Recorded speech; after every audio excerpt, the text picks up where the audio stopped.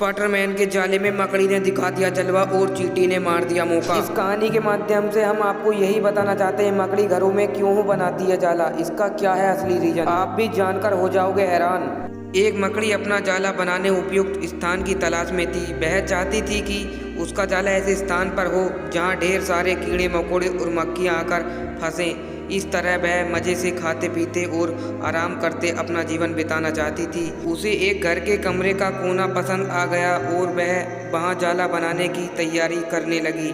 उसने जाला बनाना शुरू ही किया था कि वहाँ से बिल्ली गुजरी। एक बिल्ली उसे देख जोर जोर से हंसने लगी।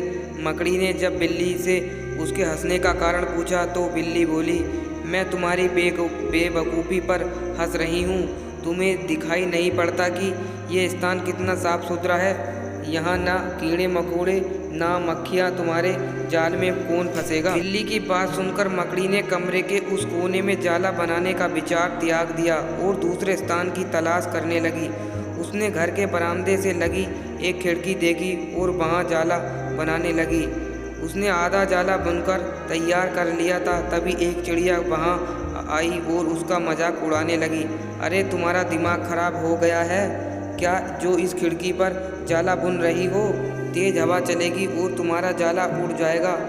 मकड़ी को चिड़िया की बात सही लगी। उसने तुरंत खिड़की पर जाला बुनना बंद किया और दूसरा स्थान ढूंढने लगी। ढूंढते ढूंढते उसकी नज़र एक पुरानी अलमारी पर पड़ी। वह वहां जाकर जाला बुनने लगी। तभी एक काकरोच वहां आया और उसे समझाइश देते हुए बोला, इस स्थान पर जाला बनाना व्यर्थ है।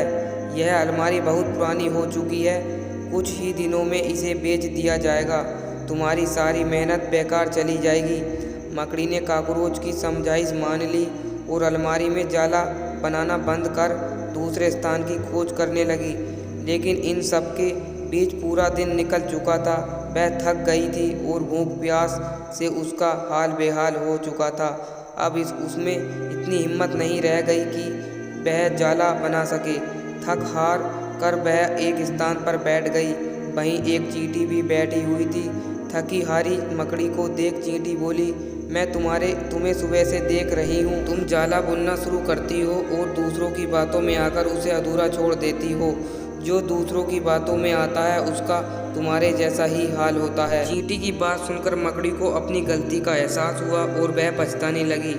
दोस्तों, इस कहानी से हमें यही सीख मिलती है, अक्सर ऐसा होता है कि हम नया काम शुरू करते हैं और नकारात्मक मानसिकता के लोग आकर हमें हतोत्साहित करने लगते हैं। वे भविष्य की परेशानियां और समस्याओं गिनाकर हमारा हौसला तोड़ने की कोशिश करते हैं। कई बार हम उनकी बातों में आकर अपना काम उस स्थिति में छोड़ देते हैं जब वह पूरा होने की कगार पर होता है और बाद में समय निकल जाने पर हम पछताते रह जाते हैं। आवश्यकता है कि जब भी हम कोई नया काम शुरू करें तो पूर्णतः सोच विचार कर लें और उसके बाद आत्मविश्वास और दृढ़ निश्चय के साथ उस काम में जुट जाएं।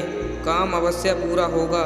जीवन में सफलता प्राप्ति करनी है तो लक्ष्य के प्रति ऐसा ही दृष्टिकोण रखना होगा। दोस्तों, इस कहानी से हमें यही सीख मिली है, अगर आपके काम में कोई दूसरा हस्तक्षेप कर रहा है तो उसे इग्नोर कर दो, उसकी बात मत सुनो।